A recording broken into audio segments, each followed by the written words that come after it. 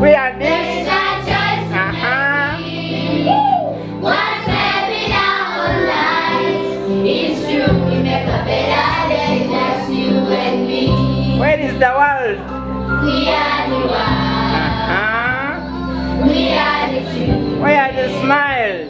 We are the ones to make a brighter day, so let's start giving. There is a choice to make it. One step in our lives. It's true, we make a better day, just you and me.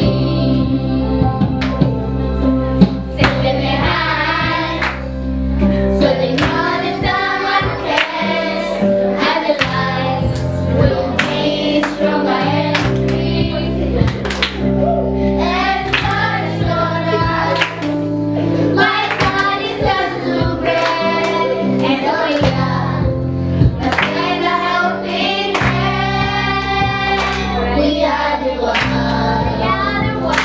We are the children. We are the ones to make a brighter day. So let's start giving. There is a choice to make it. One step in our life. Each true will make a better day. Monica Kyalisema is my name, Deputy Head Teacher, Massim Center for the Handicapped School, a special needs school, catering for learners with special needs, supporting learners with the intellectual impairment, the deaf, autism, the physical impairment learners, learners with hydrocephalus cases. It caters for both academic and vocational classes.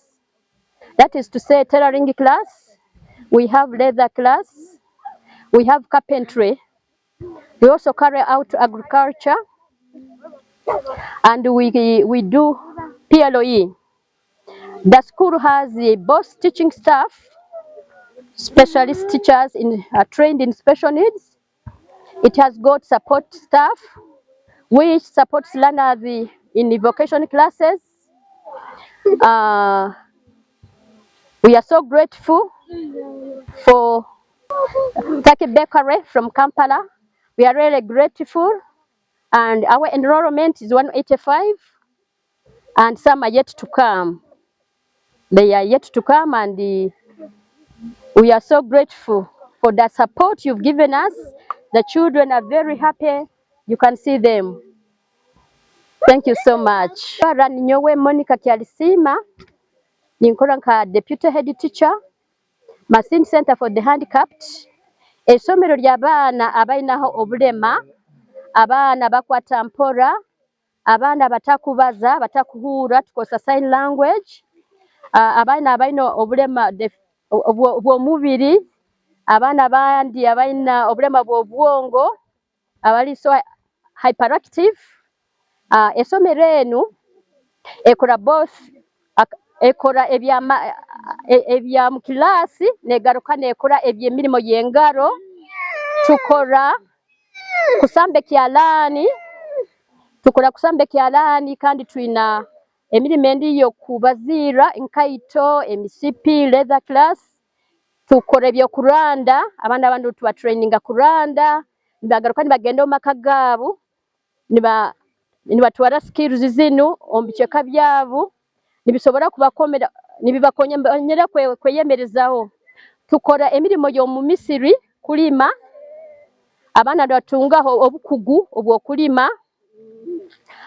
Tuina categories ibiri abasomesa abakwegesa mu kilasi na aba support abakubayamba mu mirimo yengare egyo ombiceka bikwahukana.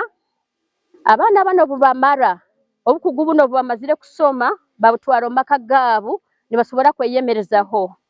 Tukusiima muno ekitongole kinu ekya Intake Bakery Kampala habwa support eheriza abana baitu bana abalema. Mwebale muno, mwebale byona omutima ogwo mutalihaho. On behalf of administration bona batukusiima habwa byona bimutukolire habwa embabazi zimutuolekere n'okugonza. Mwebale muno ekitongole kya Intake Bakery Kampala. Amanyi yanedobozi Kasanda Robert nandi kitunzi okuva mu Ntake Bakery and Company Limited. Leero nga bweri enkola yaffe ey'okuddiza n'okusupportinga abantu abalina obwetaavu ebikozesebwa mu bulamu bwa bulijjo. Twatandika omulimu guno emyaka egiyise era tubadde tuzze tukikola. Naye leero tuli wano ku Bujenje Center for the handicapped children. Nga tuliwo tuleese ebintu ebikozesebwa mu bulamu bwa bulijjo omuli engano, omuli sabbuuni, omuli butto, omuli n'omuceere okuddiza ku baana bano abatesobola. Tetukomye wano wokka, tusokedde ehoima ku kuumiro ly'abaana walabalira abaana abatesobola lyeyitibwa Milk Foundation era nga wonna tuteeseewo ebintu bye bimu.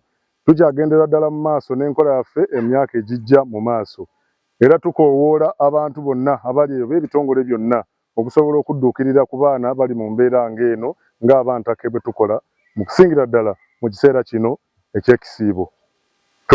Tweyanzege tusaba Omukama ayakwatizeeko abali eyo bonna abasobola okuyamba ku baana nga bano. Era ntuusa okwebaza kwange eri Mukama waffe Managing Director owa Ntake Group of Companies Mr. Augusta Lule Ntake olw'omutima omugabi n'omudduukirize gwalaze era gwalaga eri abantu nga bano abateesobola. Era Mukama waffe tukusaba omutima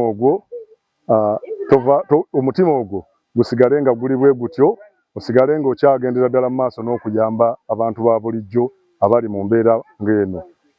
Kyawandiikibwa era kigambibwa nti emmeeme gabaagaba enaaga ejjanga ate omukono ogugaba gwe gufuna. Tweyanziza nnyo, tweyanzege.